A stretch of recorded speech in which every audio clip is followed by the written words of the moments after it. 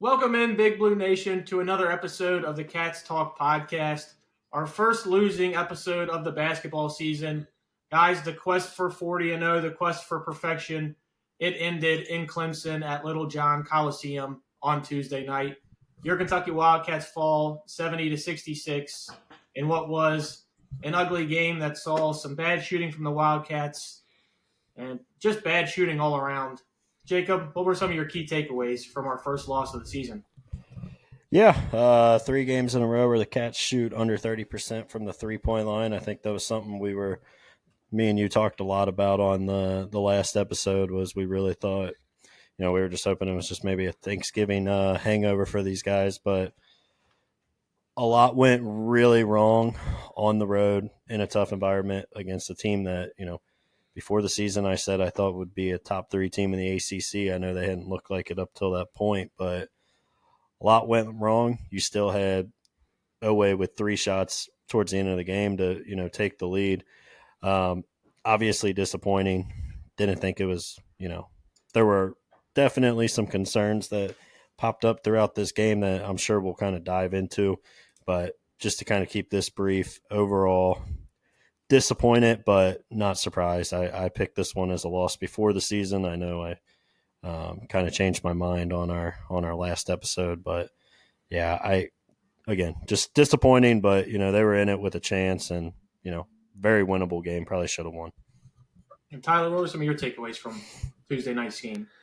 Yeah, I think I just look at this a little bit differently than you here, Boyers, and Cam, we'll get your take here in a second. But look, not ideal that we lost. Obviously, Cam, you were talking about going 40-0, and I think all of us would love to have had 40-0, but let's keep it realistic here. We're never going to go 40-0. For us to get a loss, and 66-70, really it came down to a 2-point game, and then we're trying to play catch up at the last few minutes or last couple minutes there, but thought we had a lot of fight there. My overall takeaway was, hey, this was the first real road test of the season, and it was a wake up call from playing some of the easier teams up front. Obviously, we had the win against Duke early on, but I'm glad we got some of the jitters out here early. We'll see how the rest of the season goes. We have another big matchup against Gonzaga coming up, which we'll talk a little bit about. But we fought to the end. We'll have to clean up a lot of stuff. That's what practice is for. That's what the rest of the season is for. Obviously Lamont Butler getting into foul trouble early wasn't helpful for us, but thought we had three quarters of fight, and that last 10 minutes there, that's where we kind of fell apart. So not ideal, but I think there's some positive takeaways here. We'll have a long season ahead of us to really clean up some of our messes and do better. We've been playing good all year. Let's turn this around and go to Gonzaga and get a win. So, you brought up Lamont. Man, I did not expect this offense to be as stale without him. As soon as he went to the bench, we couldn't buy buckets, and they just went on scoring rampages. We took him out. I think we were up 7 at the time we take him out. We go straight down 7 in just like a 3-minute span. It's kind of how this game went. As soon as Lamont went off the floor, whether it was because of foul trouble or when he turned his ankle later in the second half, hopefully this is Kerr's worst game of the season, because he was abysmal in every aspect of this game. I mean, he played 21 minutes, 0 of 4 from the field, only 2 rebounds, and he was just getting abused on the defensive side of the ball. Jacob, what did you think about, Lamont Butler and the transition into Kerr with that playing time? Yeah, to your point, never would have thought Lamont was so important for the offense, right? Like all season we've talked about his defense, and that's kind of what he was going to be, the catalyst for us. I mean, it was night and day difference, and you see it just in a simple stat of plus minus. Lamont had a plus minus of 17, whereas Kerr had a minus 21. That's your 4 points right there. That cost you the game. I wish Pope would have went away from Kerr a little earlier, even without, getting Lamont in there. I think you could have had a few minute stretch where you have Otego kind of run point, or, mix it with him and Brea. Because, let's be real, this offense doesn't require like a point guard in the half court. You really just need guys that can get the ball up the court, and then they're going to give it to the 5 and play from there. So I would have liked to have seen that line up a little more. Not real sure why. Kerr played so much, especially when you kind of saw what he was bringing you. I mean, I don't want to pick on the kid. I think he's going to have a lot of really good moments here. But, I mean, he was it sucks to say, but, like, I didn't feel like he did one thing right. I mean, he was getting torched on every – Clemson was just going right at him when he was on defense. He couldn't buy a bucket. He wasn't even close on the majority of his shots. But I think we really learned how valuable Lamont Butler is to this team. And, you know, if he can stay healthy, stay out of foul trouble, then I think this team can be good. But, like, it made me a little more, like, realize, like, down the stretch, I think Lamont's going to be our guy that's playing – probably the only guy that I think towards the end of the season is going to be playing 30-plus minutes. Yeah, I see Ortega stepping into that role as well. I think most of the times, you know, you've seen him. He's almost averaging up there. He's played 31 minutes in this game. Didn't shoot well from the floor, only 5 of 13 from the floor. And like you said, man, we were drawing up plays for him at the end of the game. He had three wide open looks at the end of the game. Couldn't buy any of them. I think you're kind of seeing, you know, we were talking about how we were very surprised he was shooting 42.9% from three coming into this game, how he was one of the guys who we felt was kind of overstriding what we expected. I think he kind of came down to reality a little bit, at least from behind the arc. Yeah. Yeah, I mean, it's not something I, like, anticipate to continue. I just think it was kind of one of those nights. Also, I mean, it doesn't help when you're not getting really anything from anybody else. I think there were a lot of times he felt like, you know, kind of had to force something. And then even then he still, you know, we talked about, I kind of thought he was the engine that kind of got some of our spurts going. You know, he had a couple. There was the one towards the end of the first half right before we gave up the 10-0 run back to him. But when we went on that 9-0 run, he made a nice steal, got a breakaway dunk.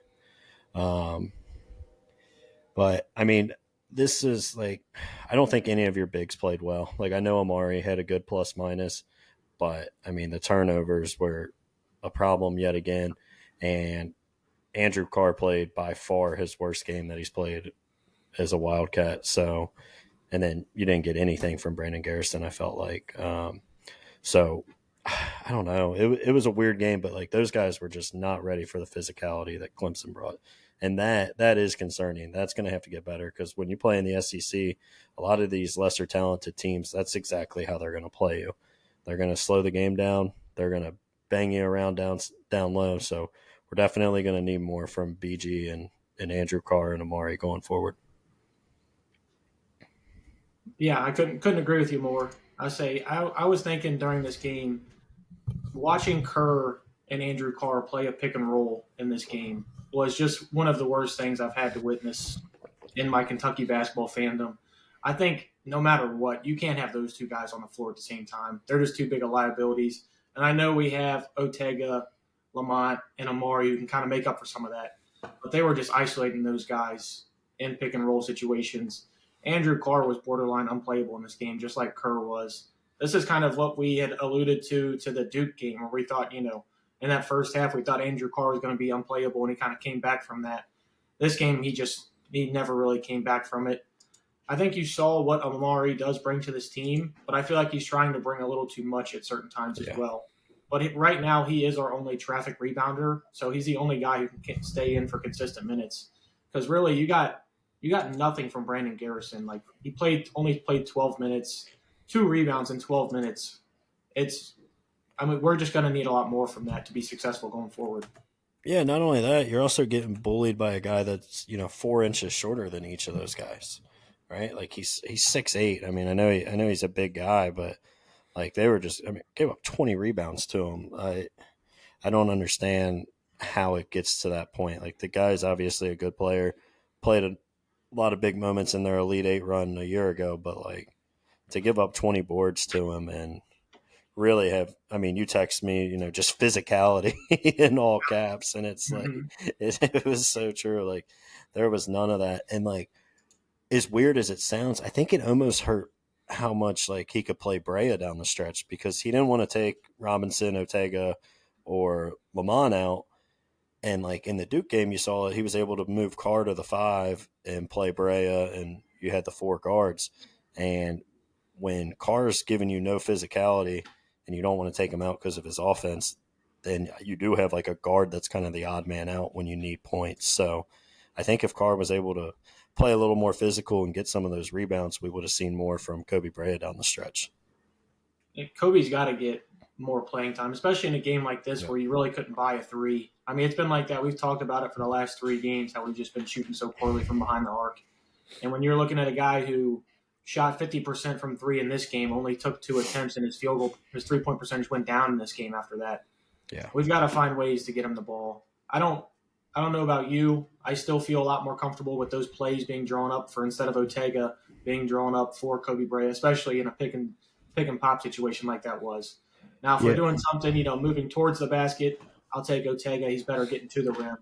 But in the way we used it down to stretch, that's going to be one of the only things I've been critical of Pope of so far this year. Really, I think towards the latter end of this game, the plays that were drawn up, while they were executed well and, the shot just didn't fall, so it's too hard to get on them, I do think we were putting the wrong guys in the wrong spots. Yeah, I mean, I agree with you in principle, but, like, one counter to that, like, Clemson was, I mean, hats off to them because they were not leaving him. I mean, they were trying to run him off a screen a couple times, and, like, those guys were pretty much just holding on, and not saying, like, holding, like, in the way of a foul, but, like, they were stuck to him. They had a game plan of, we are not going to let this guy get an inch of separation, and we are just going to face guard him, take him away. So, I mean, part of that I do think is how Clemson guarded him. Now, obviously, other teams are going to try to do that, so you're going to have to find ways to, free him up. But, yeah, Clemson had a good game plan for Kobe. Yeah, Clemson, I mean, hats off to them. I kind of expected this to be not an easy game because, you're playing on the road against a team that you haven't played against in some time. But I was expecting this team to kind of come out and roll a little bit. I predicted them to win by, I think, 12 in this game. They just never got to that spot. They got up 7. That's when I mentioned earlier they took Lamont out, and that's when that started to dwindle. Just seems like they just never gotten on a roll offensively throughout this entire game. I don't know if that is because of Amari. I mean, I know the way we run our offense, trying to get him the ball. I mean, I thought he was efficient in this game. 4 of 8 from the field, 11 boards, and 9 points. I mean, had 4 turnovers, which when you're running your offense through your center, he's going to have more turnovers, and it's going to look like that. But we just got nothing from Andrew Carr on either side of the ball. I mean, he was 1 of 7, 5 total points, and 2 of 4 from the free throw line. Like we've kind of mentioned it a little bit. It hasn't really been a big topic so far this year because we've been blowing teams out. But 11 of 18 from the free throw line as a team, for a team that's supposed to be a shooting team, that just can't happen. I mean, you find a way to shoot 75, 80% from the line, you're talking about a tie game going into overtime. Yeah. I mean, it was like, and Tyler, I'll let you comment on this too, but it's like, I think this was kind of his point earlier, like everything on paper that like you would say, like, you can't do against a good, solid team on the road, they did, and they still, had a chance to take the lead at the end of the game. But, like, you can't shoot poorly from the free throw line. You can't turn the ball over. You can't, get nothing from your bigs and shoot under 30% from the three-point line. And yet they still fought and kind of found a way down the stretch to have a chance. So, I mean, it's just how you want to look at it, whether you want to be optimistic about it or, maybe think like this would be a pattern going forward. Yeah, I mean, I was watching the game for the first 10 minutes, and it seemed we were owning it. It was fine. Like we had the lead for a lot of that time, and I think if we could have continued the momentum, everything would have been fine. We were on the road. This is our first time playing on the road this year. It was against a legitimate team. It wasn't one of these scrub teams that we were playing early on. So, we got away with some things early on, and then we end up playing a more physical team in the remaining 3 quarters there. So we'll clean some stuff up. I was looking at the schedule. Obviously, we play Gonzaga next, but there's a few games after that. I think that Pope will really have the opportunity to, scheme some things out, try some new things, make sure that, he's getting some guys, some new reps, new areas, make sure that people are in position for the right places. After the Gonzaga game, I think the next, competitive game here is going to be Florida in January. So we'll have some weeks there to get a lot better and make sure people are in the right place. And, obviously love to see Lamont Butler on the court a little bit longer. It seems like he is going to be more of the, heartbeat on the court, but I think there's some positivity there. I don't think we necessarily need to look at this game and be like, man, we suck. Like we're not there. we're far from it. It was one of those tough games. We're not going to win all of them. So let's learn from this game. Let's go into Gonzaga and have a good game there. Real quick, I like Tyler pretty much just chalking up Louisville as a cupcake game. I love and it. Ohio State. Yeah, that L's down, baby. I'm watching Ohio State score right now on my phone, and it's not. they've been very frustrating. So I love it. We look at Tyler's looking at Louisville as a tune-up game. Nothing else matters. It's just a tune-up game. I get right. We owe them an ass whooping after the football game, so I'm not even concerned about that game. We're gonna go in there. We're gonna kick some ass. Yeah, just talking about this game in general. I'm not trying to be negative about the game, but I think you're seeing how good the SEC is with how much the SEC is just taking care of the ACC. 9-1 last night to start off the ACC, SEC, little tournament that we have going. And we were the one loss. I mean, Bama's rolling Carolina right now. Yeah. I mean, you're seeing, kind of the difference in the conferences. Just like football, the SEC is superior to the ACC in every single form or fashion. That's what kind of concerns me. And the fact that the SEC is a more physical brand of basketball right now, especially with teams like Auburn. I mean, even Arkansas a little bit. I feel like Arkansas, the way they play right now, might give us a little bit of trouble, even though they struggled to beat a Miami team yesterday who's really bad. That's more of where my worries come from. Because right now, and the only one you can count on to get a rebound on this team is Amari Williams. Brandon Garrison and Andrew Carr yesterday combined for 7 total rebounds, and together they played 36 minutes. And that's your other two bigs off the bench.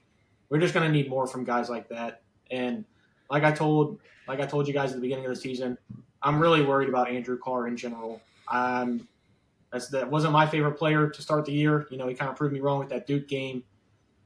I don't know. That's where most of my worry comes from right there. I don't know about you guys. No, I mean, I still like him. I kind of been a fan of his for a while, but it's weird because like a guy that shoots 1 of 7, you don't want to say like I wish he would shoot more, but I wish he would almost shoot more from behind the arc. Like there's times where I feel like he catches the ball and he catches it in a shooting position and his defender's still coming from the block and he doesn't look to just like pull the trigger real quick and then we kind of work the ball around or he drives into the lane. So yeah, I would like to actually see him be a little more aggressive from behind the arc. Garrison was like the big disappointment for me. I thought this was a game he would come in, give you a lot of energy, grab rebounds. It was just like he wanted no part of it last night, which was weird. I don't know why. We haven't really seen it from him, but I thought he would just kind of be your energy guy, comes in, rebounds, made a nice finish on the alley-oop that like Lamont threw him. But like other than that, I don't really remember him doing anything very productive. I think he had a block or two, but I just expect more energy out of him when he comes in off the bench. I'm really hoping BG, it was just kind of that illness is still over from that's a fair point. How he didn't play on Friday. Really hoping that's the reason. I mean, he still only saw 12 minutes. And with the way Andrew played, I do feel like if BG was 100%, even with the way he was playing, he probably would have gotten more time. But a guy we haven't even mentioned yet, I thought this was Jackson Robinson. I thought it was one of his better games. He actually looked aggressive in this game. Looked like he, every big game that we've played so far, he's kind of shied away. Like even that WKU game where it was physical, he kind of shied away. This game he was actually physical, kind of controlled and allowed, like push the pace a little bit. He just looked a lot more comfortable. Played 35 minutes in this game, 12 points, 5 of 13 shooting is not good, but 4 rebounds. I mean, he just looked a lot more comfortable in this game, and that was probably the biggest positive I think I'll take out of this one. Yeah, he came in, or he made the first 3 of the game, and I got kind of excited for a second. I was like, oh man, this might be the Jackson Robinson game. But like even then, I think there were times where like Jimmy Dykes was kind of driving me crazy on the broadcast talking about him. Like, there were some times he was taking some forced shots, but that was in the first half when we would have no offensive rhythm. Like somebody had a lot of them were kind of late in the shot clock, but he took a couple off balance ones, and I think that contributed obviously to the 5 for 13. But he showed you flashes of kind of what he can be, and to do it in that environment against that physicality, I agree with you, Cam. I thought it was a really good sign. Yeah, I mean, getting into some of these other guys. I mean, you definitely saw this rotation shrink in this game. No Colin Chandler. I mean, obviously you saw the 20-plus minutes from Kerr. I don't think that's something you can plan on going forward. I think especially this game proving just Lamont, like you said, has got to play 30 minutes plus a game. He's got to be out there, let alone for his defense, is what we thought was going to be the reason he'd be on the floor. How much he impacted this offense was mind-boggling to see for me. I mean, Amari, we're trying to run the offense through him. Right now it's somewhat working. You know, he scored back-to-back-to-back buckets later towards the game, but I'm not sure if I feel comfortable enough for that to be our offense. What are you looking for, Jacob, to see this offense do later in the game right now, since we still don't have that guy to go get you a bucket right now? Yeah, it's tough. Like that's going to be Pope's toughest thing to figure out. Like when the game gets tight down the stretch, you know, what do you do? I mean, you've heard my opinions the last few weeks. Like, I love Amari. I love what he brings you on the defensive end, but he's just way too out of control with the ball. And like every time he backs a guy down in the post, I don't ever expect him to pass from there, and I expect him to do a turnaround hook shot. And I don't know. Sometimes he makes it, I guess. But I mean, that's not my favorite offense. Watching him, I could live without that. Down the stretch, I think if you're in a game where the physicality is not too much from Carr, I think you can do something similar to Duke, where you play Carr in the four guards. I think that gives you a lot of spacing. I thought Amsley Almador actually played pretty well. You know, he was a guy that didn't really shy away from the physicality. I know he didn't shoot it. I mean, maybe if there's a game where Carr, like this one where Carr's just not bringing it, maybe you can play Almador at the four with Amari. And, you know, you got a guy that's not afraid to shoot it out there. But yeah, they're going to have to try to figure something out. I'd like to see Brea more end of the game. And, yeah, I don't know what the exact answer is. That's going to be something Pope's going to have to figure out with this group. And speaking of Ansley, you know, he came in, had 2 open threes, and man, I was thinking they're going to be. We were just talking about. I know. I jinxed it. I feel like we were just talking about how money they've been. You know, he gets one in the corner, and you know, I'm putting 3 points down on the scoreboard, and you know, finds a way to miss them. And honestly, I don't think either one of them were close. From memory, like I know one of them just didn't look good. But he looked good defensively. I thought he brought a little physicality in that perspective. But to the same point, he played almost 13 minutes in this game and didn't have a single rebound to show for it. If he's going to be, you know, like you said, if he's going to play the 4, he's going to have to step up and get rebounds like that. Because right now, the only guy who's helping in that way is Otega Owe. Him and Amari are really the only 2 right now that are going to battle for the boards. Yeah, speaking of Ansley, with him, him going 0 for 2 for 3-point. Look, it was one of those games where I know you guys have been talking about the last couple podcasts about how the 3-point shot's been kind of falling lately. You're going to win some, you're going to win by the 3, you're going to lose by the 3 sometimes, and I think it's one of those things that needs to get turned around. And you got to play down the stretch, and if you're going to play finesse ball, you got to be able to hit those shots. This is a really good chance for Ansley to really hit the court more and make some more of their shots, and maybe some other people as well. But if we're going to play teams like Clemson or Gonzaga or Duke or whoever else we're playing down the stretch here, we're going to play more physical ball. We're going to, we need to find some people who can play that physical ball as well. When we're not hitting the threes, but I think there's some real opportunity here for the team to do better if we can hit those 3 balls more consistently. Yeah, I don't think I'm necessarily scared about the team's 3-point shooting so far, but 3 games in a row, it does start to creep into your mind a little bit. Each time I think they've shot right around 27% from 3. We're also not shooting as many threes as Pope says he wants to. Pope says he wants to shoot around 35 a game. I think we've been averaging anywhere from 25 to like 28 in the last 3 games. And we're just not hitting them right now. I mean, really, outside of Kobe Brea, for the most part, everybody else is an under 40% 3-point shooter going into this next game against Gonzaga. So it's starting to get to the point where it is a little concerning. The one I'm most concerned about, just 3-point wise, is Jackson Robinson. I mean, in this game, he was 2 for 7, and I think that's actually the best he shot from 3 since early in the season. Jacob, what are you thinking about the 3-point shooting? Is it something that's starting to creep into your mind like it is mine, or are you still pausing on that one? it's hard not to, right? When there's now 3 games in a row where it's been, pretty poor. And then I don't remember exactly what they shot in the Duke game, but I don't think it was phenomenal. But so it's hard not to creep into your mind. This team, though, like we've seen it, they can shoot the ball really, really well. I think your point, that was what I was going to touch on. Like, they got to shoot it more. Like, for Pope's style to only be shooting 25 to 27, it doesn't really add up. And like, that's kind of what, we talk about Barea. Sometimes we want him to shoot some more. I'm still going to say it about Carr. Like, there's some times where like it almost feels like we're a little hesitant to pull the trigger from behind the arc. And I mean, if you shoot 35 a game and you shoot, let's say they creep that up to even like 33%, like, you're going to be in a much better clip and you're going to be in a much better spot throughout the game. So I agree. I think they need to be shooting them more. Yeah, and think about ways that they've been winning games as of late. That Georgia State game, you're not going 33 of 41 on twos against a physical team like Clemson, against a team like Gonzaga. Yep.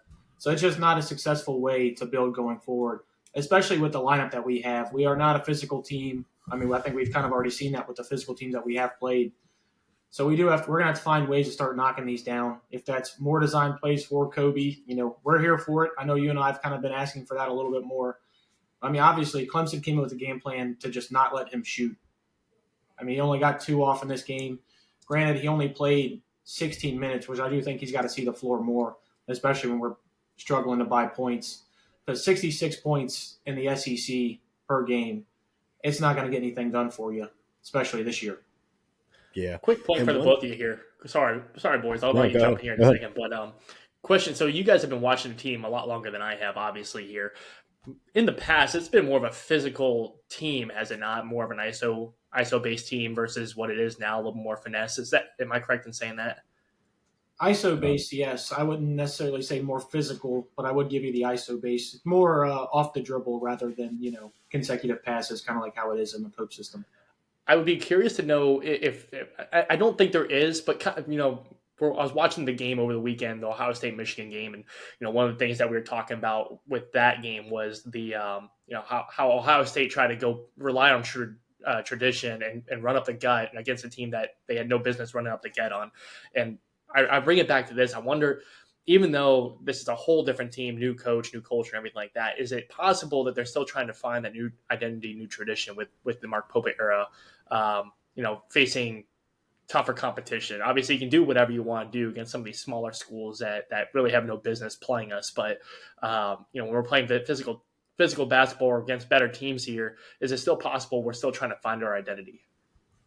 I personally don't think so. I think, Pope's offense is what it is. There's plenty of other teams in the country that play a very similar style and have a lot of success. You see Alabama from a year ago go to a Final Four. They play, obviously a very similar style, a lot of threes, a lot of finesse. So I don't necessarily think that that's anything of concern. If you want to see what Kentucky was like the last 5 years, Tyler, just turn on an Arkansas game and see that crap show. That's it. That's the exact brand of offense we've watched the last 5 years. It's hasn't changed whatsoever. So I would say watch that, act like you're cheering for Arkansas, and then you'll know how frustrating it was for Kentucky fans like us. I'm going to find myself somewhere in the middle there. I do think that, Mark Pope has his identity for how he wants to play. But we still have to remember these guys have only played together for 8 games. This is really only their second big test. So from that perspective, I do think the team together is trying to find their identity because Pope has his system and his identity. So, yeah, to that extent, like Pope's got his identity. He knows what he's wanting to run. But I do still think all of these guys that, haven't played together. None of these guys have played together. This is their 8th game playing together. We're facing Georgia States and Jackson States. We played against Duke, but that Duke game was not like any of the other games we have played, just kind of like this Clemson game was. So I think the team is trying to gel together to find that identity. So that's where I can agree with you on that one. And that's more what I was saying on too. So yeah, that was a good take. I like that. Yeah, my bad. I might have misunderstood it a little bit, but Yeah, I mean, obviously, whenever you bring in 12 brand new players, right, there's going to be a learning curve. And to your point earlier, Cam, of not having the guy that can like go get his bucket. I feel like those are the guys you kind of really rely on early in the season, because to that point, you're still trying to figure out how all your pieces fit together. And when stuff's not going right, if maybe next year it's Jasper Johnson or somebody else, that you can just kind of throw the ball to when there's 10 seconds in the shot clock and nothing's going right, and they can go beat their man off the dribble and, either get a pull up jumper or get to the rim. So I do think that this team, the style that Pope plays, is a style that is built for success. We've seen it out of other teams now. Do we have the players for it? We'll kind of wait and see. I believe we do. Everything to this point has shown that we do.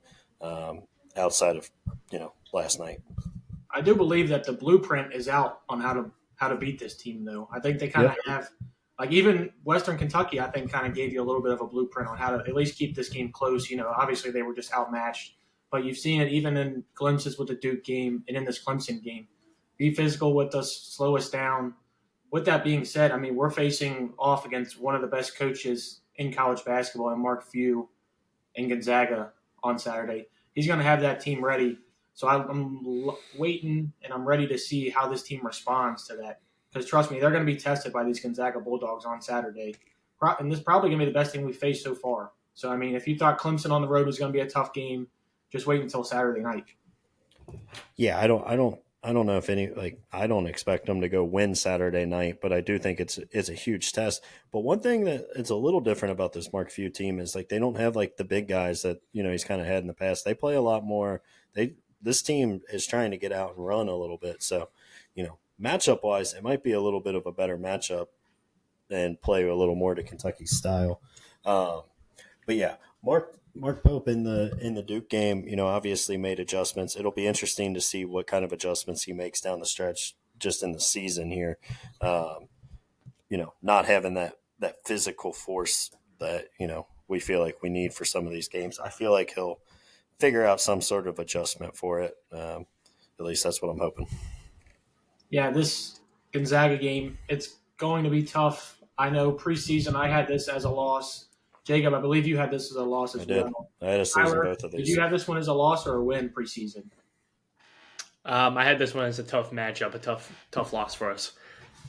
Yeah, I mean, and the way that Gonzaga's played to start the season, I mean, they beat a good Baylor team by 40 to start the year. They ended up losing to West Virginia in overtime in the battle for Atlantis out in the Bahamas. And then they just beat number 14 ranked Indiana, which, that ranking might be a little bit fraudulent. I'm not sure if Indiana is that good. But this Gonzaga team has already been tested. They've played good teams and they've beat good teams. Jacob, what are you thinking prediction-wise? Do you have an MVP? What are you thinking? I do think Kentucky's going to lose. Real quick to our preseason predictions, as much as last night frustrated me, and I know we kind of changed expectations watching this team early, but I mean, this team's right where I projected they would be. And, I don't think any of us think, I said it the other night, like, I don't think this team's going to obviously go 40-0. Like, we're going to lose games. So I'm not ready to panic on it or anything like that. And even if we lose Saturday, which I think we do, I think Saturday's a little higher scoring just because of the way Gonzaga plays as well. If you're making me throw a prediction now, I'll say Gonzaga 86, Cats 81. Tyler, how about you? Yeah, I'm looking at the stats here for both teams, and it's a closer matchup. I think what the matchup predictor offers. Cam, I'm going to say this every time, and I know you hate it every time, but matchup predictor is giving us about 40% chance to win this game. But look at the stats. When we edged them out 92.9 points per game to their 90.4 points per game. We have them on field goal percentage. We have them on rebounds. They have us by a point or as by one on assists. We beat them in blocks. We beat them in a lot of categories. I think it's going to be a very competitive game. I do think that Gonzaga still edges us out a little bit, especially early on in the season. I think there'd be more opportunity later down the road for them. But I'm going to give a score prediction of close to what Boyers had, actually. I'm going to go 86 89 Gonzaga. The way you delivered that number Yeah. was very, very, very weird. I was about to call you a cop here. But yeah, I mean, just talking about those stats that you brought up, all those stats that you said, you got to think about the strength of schedules that have been played too. You know, we've only been tested twice with Clemson and Duke, and who knows how good this Clemson team is. That Clemson team is, you know, a team that did lose to Boise State pretty handedly earlier in the season. And this Gonzaga team, like we said, has already played Baylor, Arizona State, San Diego State, West Virginia, and Indiana. And those are the numbers that they're scoring against them. Yeah. You've seen the points that we've put up against, you know, higher competition. We haven't been able to get to that level yet. So, unfortunately, you know, I'm going to pick Gonzaga to win this game as well. I think it's going to be higher scoring, you know, just like you guys both said. I'm going to say it's going to be 92 to 81. I think Gonzaga pulls off a double-digit win in this one. Let me ask you both and kind of get my thoughts as well. But quickly, what does Kentucky have to do right to win? Right, when we record this next week, what are we gonna? If Kentucky wins, what are we gonna come in here and say were the reasons they won? You got to shoot the ball well. I mean, we haven't shot the ball well from three, and that's what's been holding us back, especially the last 3 games. Even in that Duke game, we didn't shoot the ball well. I think if you actually see this team shoot the ball well from 3, make their free throws, go to the free throw line, feel confident, just doing the little things. This is the first game against Clemson that we saw where we had more turnovers and assists in a little while. Got to get back to cleaning stuff up like that. But I do think the 3-point line is going to be very important in this game. So we've been struggling from there since. Yeah, you know, kind of go. It's very. I like Cam's point. I'm actually going to go with Cam's point a little deeper here. When I was thinking about the shooting of our team and the 3-point decrease here, one of the teams I was thinking of is just Mike D'Antoni's teams from the Suns and the Houston Rockets. And you know, even on their bad days, one of the things they just kept doing was shooting the ball.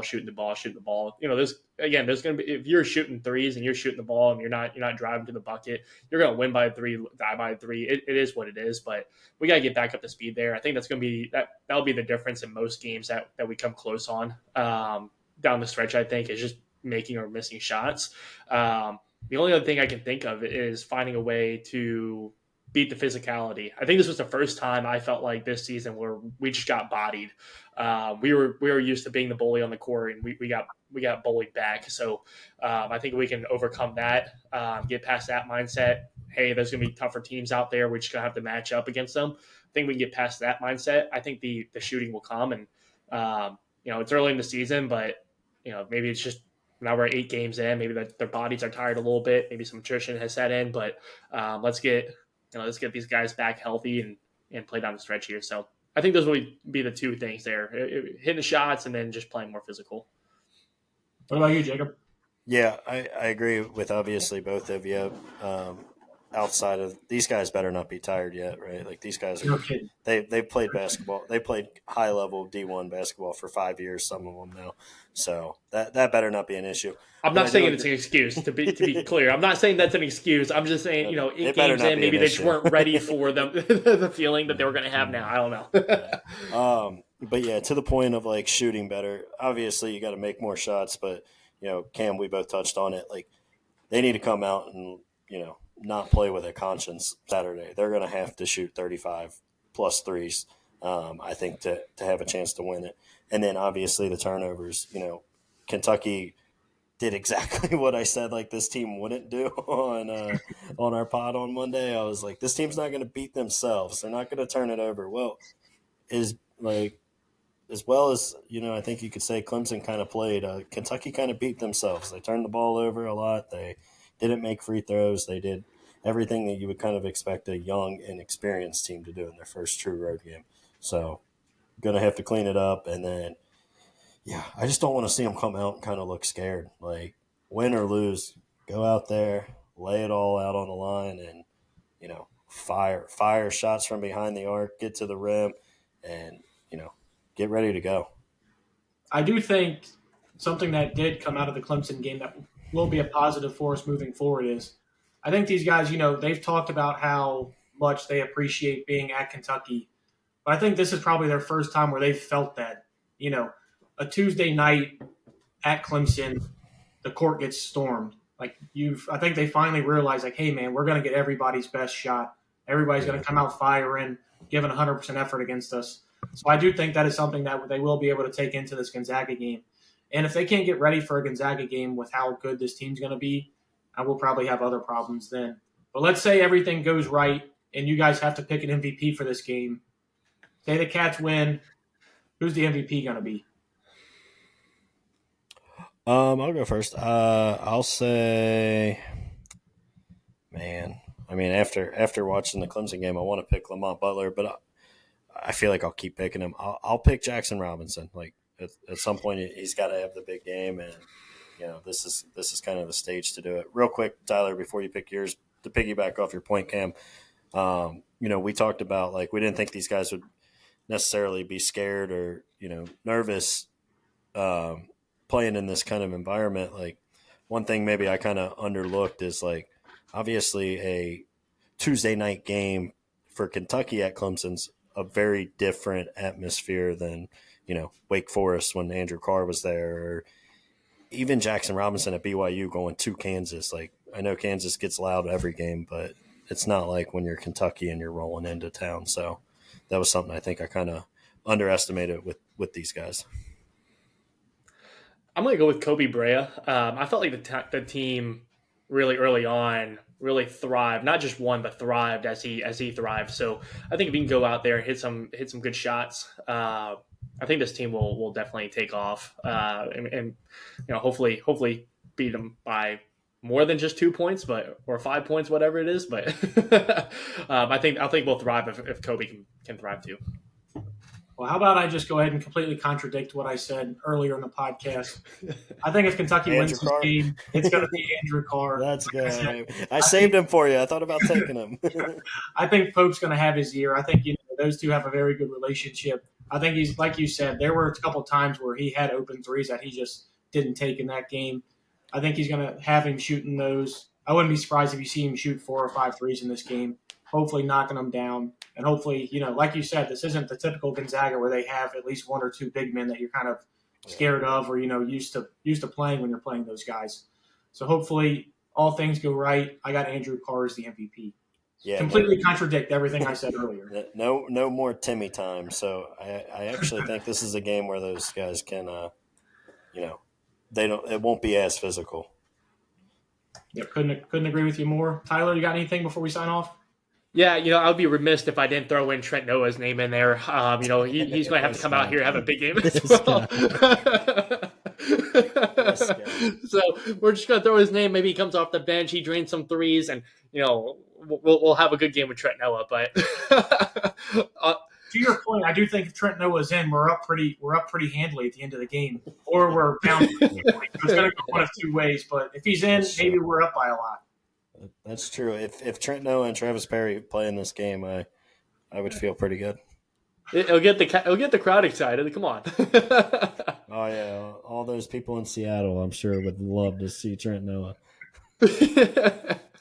On that note, ladies and gentlemen, thank you so much for tuning in for yet another episode of the Cats Talk Pod. I'm your host, Tyler. This is Cam'Ron and Jacob, coming to you after every single game to talk about the breakdown of the game and also breaking down what the next game should look like. Hopefully things get better here. We're going to go play Gonzaga, get the dub, and have a lot more season ahead of us. Thank you for tuning in, and go Big Blue. Go Big Blue.